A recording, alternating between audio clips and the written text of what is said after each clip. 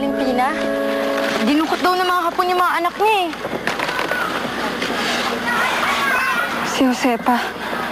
Hindi lang yun. Pati sila Pilar at Aurora. Ang sabi pa nga daw, ginagawa daw para usan yung mga anak niya. Mariosep. Maswerte pa rin tayo at hindi nangyari sa atin yun. Alam mo ba, pagkatapos ng sunog, sinikap talaga naming mabuhay ng normal ni Tia Anday. Mabuti pa nga dito sa palaisdaan eh. Kahit papano, makakasiguro ka na meron kang kakainin sa araw-araw. 3 buwan, Isyang. 3 buwan na lang sana magtatapos na ako. Matatapos na ng gera ko, Ring.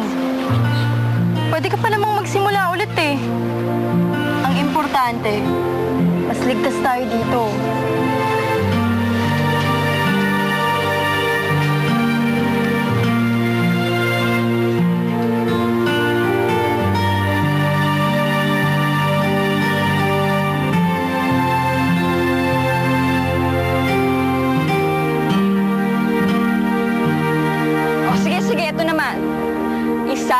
Dadagdagan ng 3, ilan? 4! Tama, ang gagaling ng estudyante ko ha.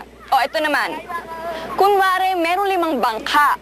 Lumubog ang 3, ilan ang matitira? 2! Ang gagaling ang husay nyo ha. Saan? Maestro ka na! Tol, sandali lang mga bata ha. Bilaro! Siyempre, naawa kasi ako sa mga bata eh. Ayoko naman kasing nakawin pa ng gera yung karunungan nila. O, saan ang punta nyo? Ito, babiyahe. Open city na kasi yung Maynila. Oo nga. Sasama ko! Ako, masyadong delikado para sa'yo. Hindi! Huwag na! Kaya ko! Hindi ako natatakot! Basta, sasama ako! Pero paano?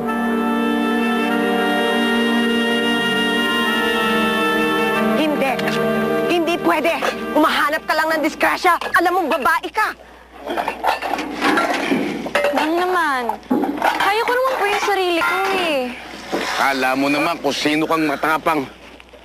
Aba, kung tambangan ka ng mga Hapon, wala ka rin. Tang, pahintulutan niyo na ako.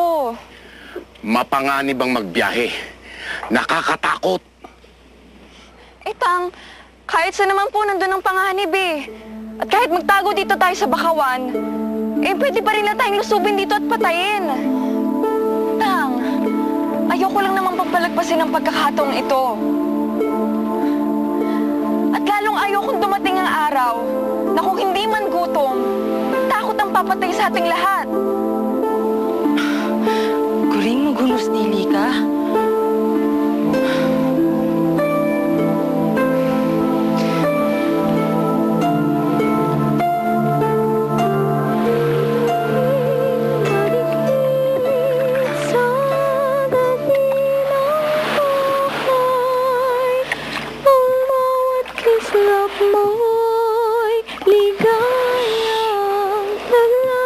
Sinabi kong talon. Talon. Talon! Walang kikilos!